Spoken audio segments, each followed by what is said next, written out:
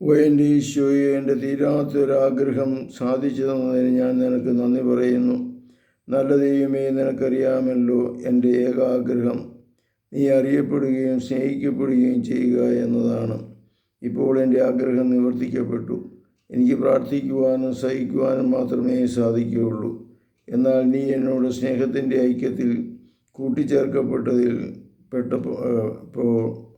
പോയി യുദ്ധം ചെയ്യുകയും നിനക്ക് വേണ്ടി ആത്മാക്കളെ നേടുകയും ചെയ്യും. ഒരിക്കൽ ഉദ്യാനത്തിൽ കൊച്ചരേസ്യ നടക്കുന്നത് കണ്ടപ്പോൾ എന്തുകൊണ്ടാണ് ഈ വേദന സഹിച്ചുകൊണ്ട് ഇത്ര പണിപ്പെട്ട് നടക്കുന്നത് എന്ന ചോദ്യത്തിന് ഉത്തരമായി കൊച്ചരേസ്യ പറഞ്ഞു, നടക്കുവാൻ എനിക്ക് ശക്തി ലഭിക്കുന്നത് എവിടെ നിന്നാണെന്നോ? കൊള്ളാം.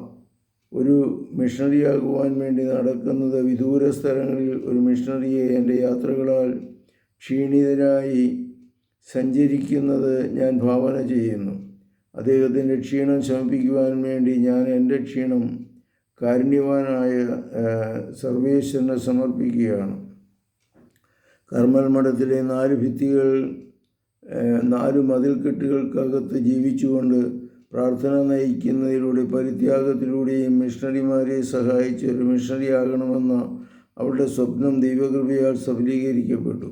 വിശുദ്ധ കൊച്ചരേസ്യയെ വേദപ്രചാര പ്രവർത്തനങ്ങളുടെ മധ്യസ്ഥയായി 1925 ജൂലൈ 29 തിരുസഭ പ്രഖ്യാപിച്ചു. പരിശുദ്ധ പരമദിവ്യകാരുണ്യത്തിന് നേരവും ആരാധനയും സ്തുതിയും പുകഴ്ചയുണ്ടായിരിക്കട്ടെ. യേശുമിശിഹായ്ക്കും സ്തുതിയായിരിക്കട്ടെ.